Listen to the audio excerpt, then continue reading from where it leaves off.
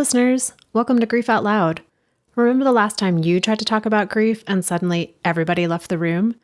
Grief Out Loud is opening up this often avoided conversation because grief is hard enough without having to go through it alone. We bring you a mix of personal stories, tips for supporting children, teens, and yourself, and interviews with professionals in the grief world. Platitude and cliche-free, we promise. Grief Out Loud is hosted by me, Jana DeCristofaro, and produced by Dougie Center, the National Grief Center for Children and Families in Portland, Oregon.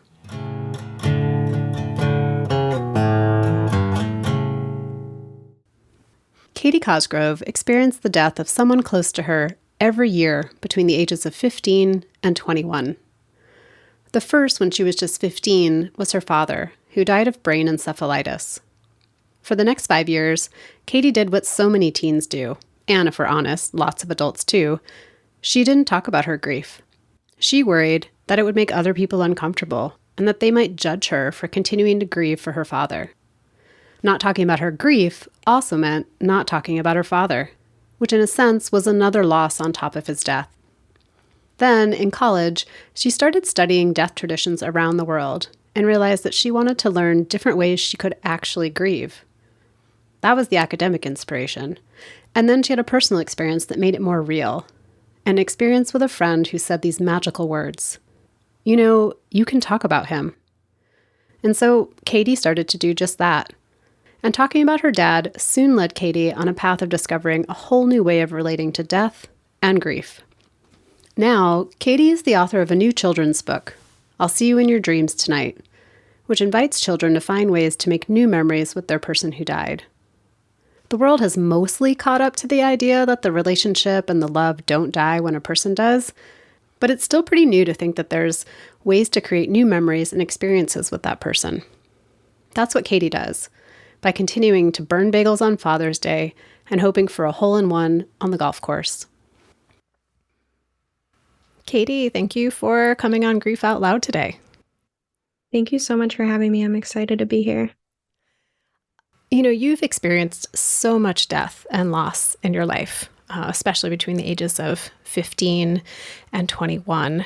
And of those, I'm wondering which of those losses would you like to talk about today?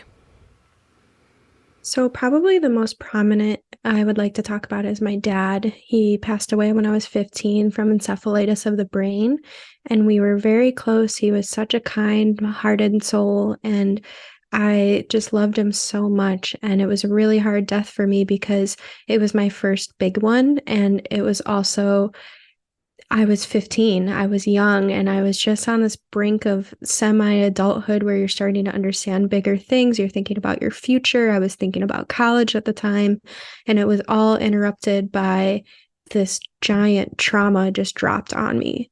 And it was really difficult because I couldn't relate to any of my peers because a lot of people my age didn't have those same experiences. So it really alienated me, but I would love to talk about him because that death really affected me over the last decade.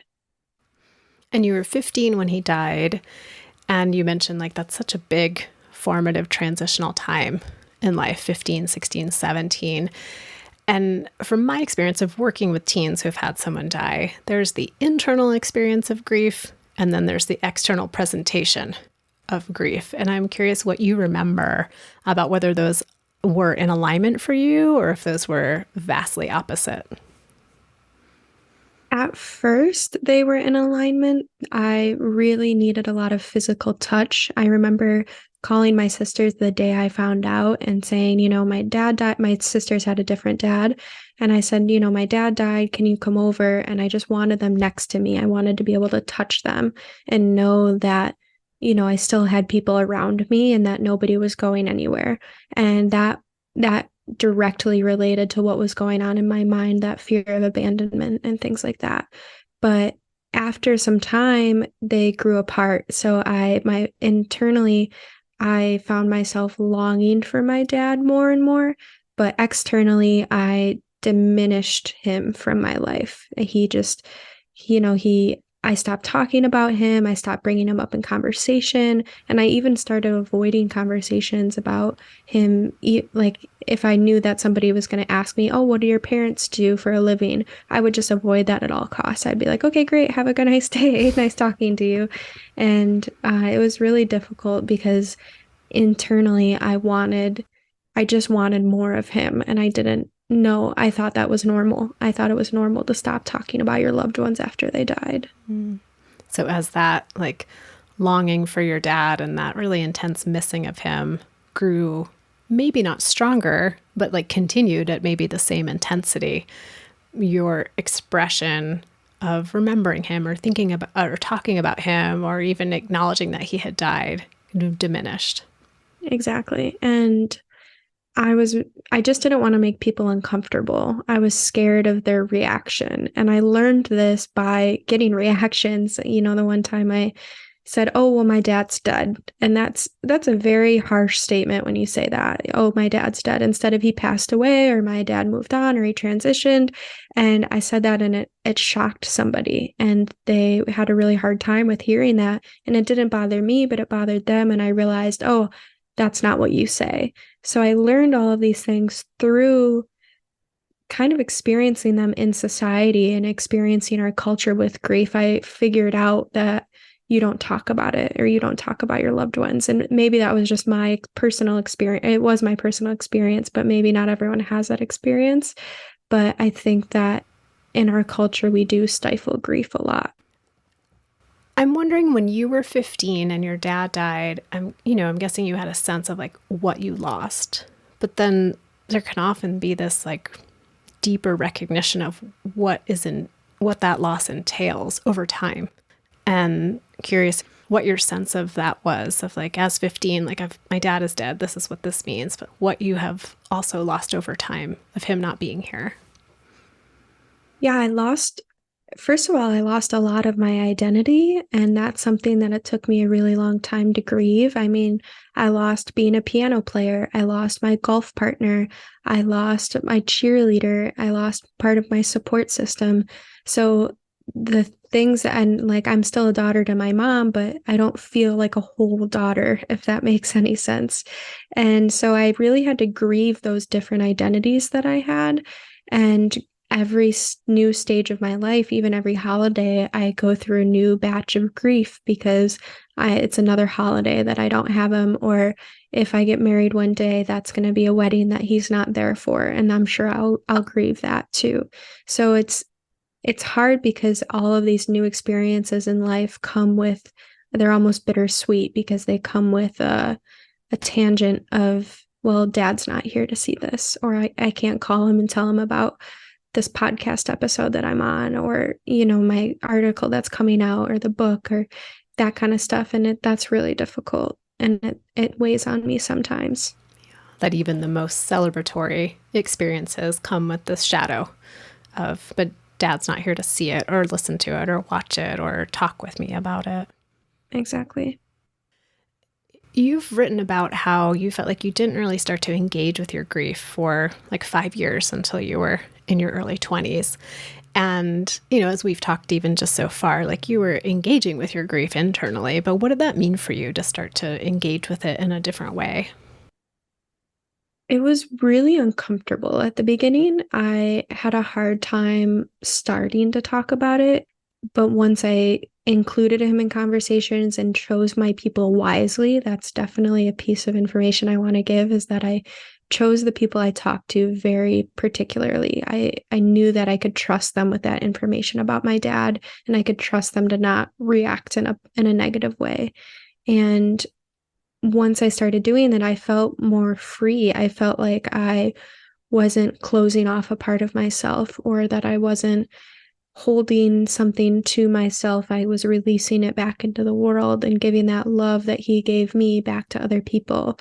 And that was a kind of a beautiful exchange. And I wouldn't trade it for the world now.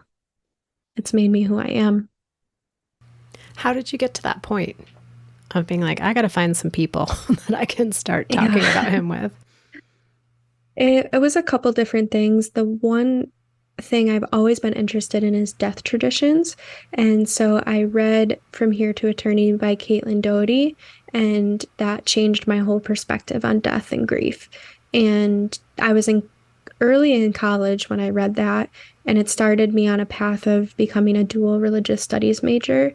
So I started really learning more about all different kinds of rituals and grief exercises and practices during grieving. And it opened my eyes to the fact that there was more than one way to grieve. And that became my obsession for a couple years. I really wanted to know how I could grieve differently. And then the other thing that happened was I was in my dorm room, and I remember in college, and I remember rifling through clothes, and my best friend at the time and still today was in there with me. I was really comfortable with her, so I was just, I don't know, rambling on about something, and I casually mentioned my dad. I just brought him up in conversation, and I immediately got flustered. I stopped, I turned to her and I said, "Oh, I'm sorry." And I tried to continue on the conversation, and she interrupted me, and she said, "You can talk about him." And that blew my mind. I really paused for a second and I was like, "Oh, okay." And I didn't talk about him in that moment, but I don't even know if she knows today how much that meant to me, because that was her giving me permission to talk about my grief out loud. No pun intended. But I could invite my dad into the conversation now, and somebody gave me permission to do that. And that was a really wonderful gift. So, between those few things, I really opened up this idea of talking about him. And then I realized after doing it a couple times that it was amazing, that it was this wonderful feeling, and I could keep him alive, and that I had forgotten so many things about him until I started talking about them again. And it really opened my eyes up to this new world of grief. Is there a particular memory of your dad that comes to mind in this moment that you were happy to have access to again in that way? Yeah, I remember him. We went to the ball drop on New Year's Eve, and I was pretty little. I would say that maybe I was 7 or 8. And he was elderly. He was in his 70s at the time. And I couldn't see the ball drop. And we were in this big crowd of people. We were in downtown Buffalo, New York, and it was freezing cold. It was snow everywhere. And I'm sure he was miserable because he had bad knees and a bad back. And it was midnight, on I don't even know what day. And I couldn't see. And I remember being sad about that, but I didn't want to tell him because he was so excited to bring me there. And I just sat there and I was looking at the ground, and he goes, "You can't see, can you?" And I said, "No." And he was too old to pick me up himself. He couldn't hold me for very long. So we walked around for about 10 minutes, and he found the tallest person he could find and asked him to put me on his shoulders. And he did. He's like, "Of course I'll do that." And he put me on his shoulders, and my dad stood right next to me. He didn't let that guy out of his eyesight. And I got to watch the ball drop like that. And I felt like I was on top of the world. And that's just how my dad was. He wanted me to always feel like I was on top of the world. And that's a story that I didn't tell for a very long time, and that I've actually forgotten about until I had a dream about it one night. Were there other ways that you started to engage with grief beyond talking about your dad or bringing him into everyday conversation or letting yourself have access to some of those memories? Were there nonverbal ways? Yeah, I would say that photographing people especially was one of those ways that I channeled my grief. I was so scared of forgetting about him when he first passed away. That was a big fear of mine.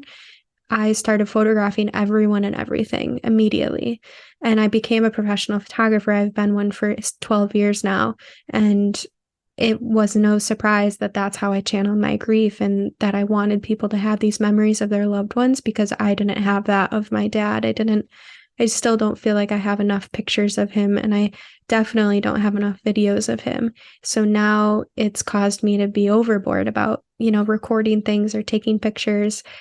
That's how I would say I non-verbally channeled my grief, and how I celebrated him in a different way. That and on the golf course. So it seemed like really the importance of documenting people their image, their voice, their movements through video and photography. Yeah, I just want to remember, and I want to help other people remember. I don't want anyone to feel like they don't have enough memories of their loved one.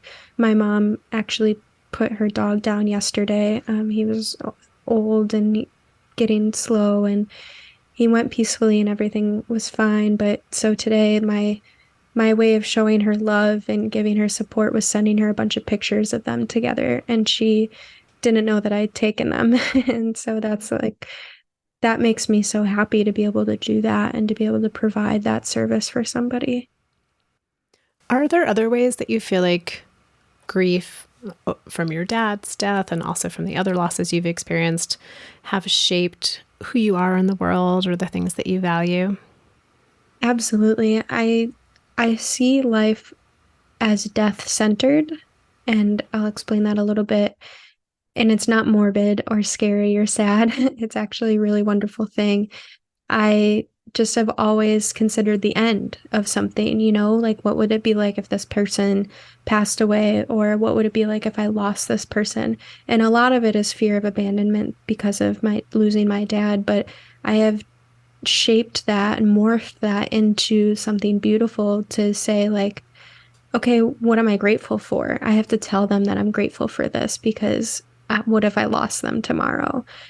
Also, contemplating death all the time and facing your own mortality allows you to really ponder about your legacy and figure out what is the legacy I want to leave and what am I doing right now. And once you look at your current priorities versus what you value and what the steps you need to take to leave your legacy, if they don't align, then just making small incremental changes to kind of get that into alignment will help a lot. And that's something that I've been focusing on in the recent years. And now I'm more joyful than I've ever been in my whole life. I feel like I have a passion and that I'm fulfilled in life and I'm happy and content. And so living a death-centered life has really opened me up to new possibilities and being curious about a lot of different things. And now I'm transitioning into becoming a death doula. So that's led me into a new path of a career almost. And another part of your sort of business life is your business, which is called Grief is Good. And can you talk a little bit about that? Like what you mean by grief is good and like what's your business all about? Absolutely. So Grief is Good is based on this idea that if we accept the beautiful side of grief, we can really welcome these nuggets of inspiration into our life. I truly, truly believe that grief is good for us because it, doesn't allow us to forget about the person. I was so scared, like I said, of forgetting about my dad, but I didn't realize for a long time that my grief never will let me forget him. And that's so wonderful. And B, it opens up tough conversations, which we need to have with each other and with ourselves about our own death, about a conscious death, this idea of what do I want at the end of my life and how does that look like and who do I want around me and what smells are there, how am I dressed, and what are the aftercare procedures that I want to have done. And I mean, the Bhutanese people say that to be happy, you have to contemplate death 5 times a day. So I think that grief is good because it forces us to do that and that it really opens up this raw, wonderful world of love because it all comes from love. So what are some of the things that you offer? Right now, it's very, very new. So I have a book and a journal that's coming out soon, and then I will offer my death doula services through Grief is Good. And currently, it's mostly just guidance and support for grieving people, especially people with compounded grief. And they have been grieving for a long time, or if there's, stuck feelings there, anger, resentment, regret, guilt, and working through those things with a little bit. But I'm not a licensed counselor, and I tell people that all the time, but they still want to talk to me. So I guess I just have a knack for it. You're someone showing up with a deep compassion for people who are grieving and your own personal lived experience in that. Yeah, I try. I try. And having a lot of empathy and curiosity has come in handy with that. Absolutely. You mentioned the book that you have coming out, and it's a children's book, right? I'll see you in your dreams tonight. And what I appreciate about, I didn't get a chance to read your book yet, but I got to read at least a little bit about the concept and the idea that you can make new memories with the person who died, which seems to stand in contrast with what so many of us pick up along the way, which is like when someone dies, that's the end of the relationship. We just get to hold on to like how the relationship was, but not how it is moving forward. So how did you come to that kind of idea, and how has that idea of being able to make new memories with people who have died played out in your own life? I came up with the idea because I had a grief dream about my dad. I was in playing a concert in the dream, and I looked out in the audience and I saw my dad standing behind everyone in the audience, and I dropped my instrument and I sprinted off stage and I ran right into his arms until I was wrapped around him and he was wrapped around me. And when I woke up from the dream, I couldn't believe it. And I was like, "Oh my," and this was the first dream I had had about him. And I cried immediately. I mean, it's hard not to when you wake up from that. And after a while, I realized it's not sad. It's beautiful, and that's a new memory I have with him, and I can achieve these new memories through my dreams and also through storytelling. I find, people's reactions or their comments on my stories to be like a new added thing to it. Or if I'm telling stories to somebody that knew him, if they respond with a story, like my uncle loves to tell me stories about my dad, and I appreciate that so much. It's like finding $100 bill in your pocket. It's just a new shiny object of like, oh, I found something new about him. That's incredible. And it really opens up this idea of making new memories with them and loving them in the present tense. You didn't love them, you love them still. And the last thing that I do to make new memories with him is through my rituals. So I always hated Father's Day. And I feel really guilty about that because I have a living grandfather. So I always felt really bad for my mom because she had to put on this party knowing everyone would be miserable. And I felt so bad for her. And same for my grandpa. But we got through it. We celebrated him, but we would cry and it would be hard. Eventually, when I met my boyfriend, his dad had also passed away. We decided that we were going to celebrate it. So now we have burnt bagels for my dad, burnt everything bagels with cream cheese. And then we have kiwis for his dad. And because he said everything tastes like kiwi when they didn't like something. And so we have this beautiful breakfast between the two of us, and we play music and we dance in the kitchen, and we just make it a new fun time, and we do it in their honor. And to me, that's making new memories with my dad. And it's also connecting me with his dad, who I've never met. And that's hard to explain, but it's a really wonderful feeling to feel like I have a relationship with him, with someone that I've never been able to meet or talk with before. And it makes me feel closer to my boyfriend, and it's just a wonderful thing. So I highly recommend, finding rituals that honor that person, because that's brought a lot of love and beauty into my life. Something you mentioned echoes a lot of what I hear, particularly in our groups for teenagers and young adults, around when their person dies and they think about their future of dating someone or meeting someone who's going to be a big part of their life, whether it's a good friend or a colleague or a coworker, and the sadness they feel that that person's never going to know their person who died. So it's interesting to hear about this ritual that you've created with your boyfriend that has helped you feel like there's at least a little bit of a relationship that you are having with his dad who died, who you never actually got to meet either. Yeah, and it feels like I'm almost tethered to him through it, and that we have the ability to bond, even if he's not here and I can't talk to him.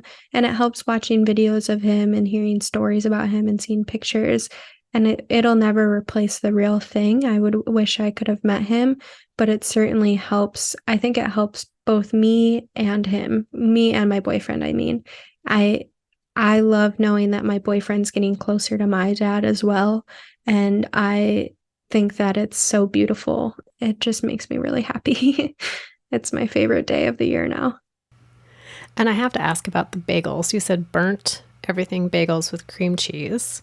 And Oh, is that yes. because your dad liked his bagels burnt or because he always burnt the bagels? Um, because he always burnt the bagels, and he would swear it's probably written on his grave that I don't burn things, they're well done. He burnt the pork chops, he burnt prime rib, he burnt bagels, he burnt everything, and it was all, I don't know how it was all so good. He could have a medium rare steak and the outside is completely burnt, but he managed to burn everything, but it was never burned in his opinion. So that's why we burn the bagels, Bagels. even though they're not good like that. So you're having well done bagels with cream cheese Yes, on Father's Day. exactly. Is there a new memory that you're hoping to make with your dad? Mm, what a great question. I am hoping to get a hole in one day. That's it might be not the right answer, but or not an answer that was expected. But I'm hoping that one day I get a hole. It happens in putt-putt all the time, and I get these little wins, but it's never happened in a real game of golf. And once I get that hole in one, I know that he'll be there with me. I know he'll be jumping on the green up and down, cheering for me. And that's a memory I look forward to making. And even if he's not there, if I don't have his, I have a lucky club that was his club with a tie-dye grip. And even if I don't have that club with me, I'm still going to feel him there. I'm still going to know that he's cheering me on.